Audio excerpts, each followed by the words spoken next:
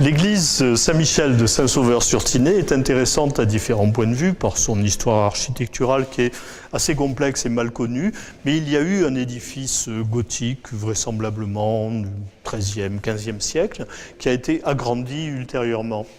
Et puis il y a eu des reprises ornementales, notamment par ce qu'on pourrait presque appeler une requalification du mobilier, qui a permis de mieux mettre en valeur un certain nombre de tableaux, de toiles de retable. Il n'y en a pas des quantités, il y en a 6 ou 7 au total dans toute l'église, sacristie comprise. Mais certains sont très originaux. Celui qui se trouve ici immédiatement à l'entrée représente, c'est la seule représentation qu'on en ait, donc Saint-Michel, archange terrassant, chassant le démon au moment de la création. C'est la seule représentation de Saint-Michel dans une église qui porte son nom. Tableau plus original, c'est celui de ce second retable qui, sous une représentation du célèbre Saint-Suaire conservé à Turin, propriété de la maison de Savoie à l'époque, représente donc 3 personnages qui sont Saint Jean-Baptiste, Saint-Pierre et Saint-Paul.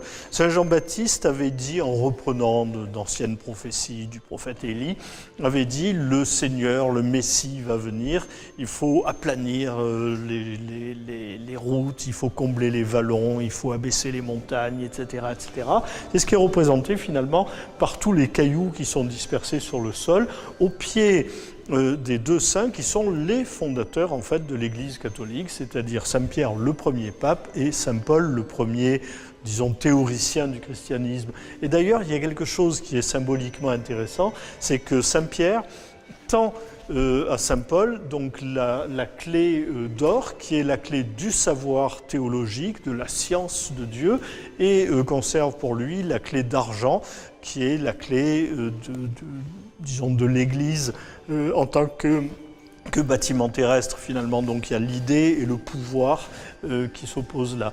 Et puis ce qui fait peut-être la gloire de cette église de Saint-Sauveur, c'est le grand retable du maître-autel de Guillaume Planeta, qui est intéressant surtout par le fait qu'il est vraisemblablement une des toutes dernières manifestations de cette pratique artistique plutôt qu'école que l'on a appelée la peinture primitive niçoise, c'est-à-dire cette peinture compartimentée, des retables compartimentés, peints sur bois, qui représentent donc un certain nombre de personnages. Ça n'est pas une scène unique qui est représentée.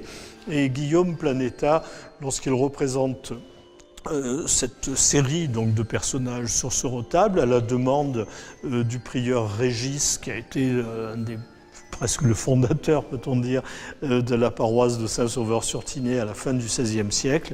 Donc Guillaume Planeta perpétue une forme d'art, une forme de représentation picturale qui est à l'époque déjà assez archaïque. On est quand même déjà dans les grandes compositions uniques sur une seule toile, sur une seule grande surface.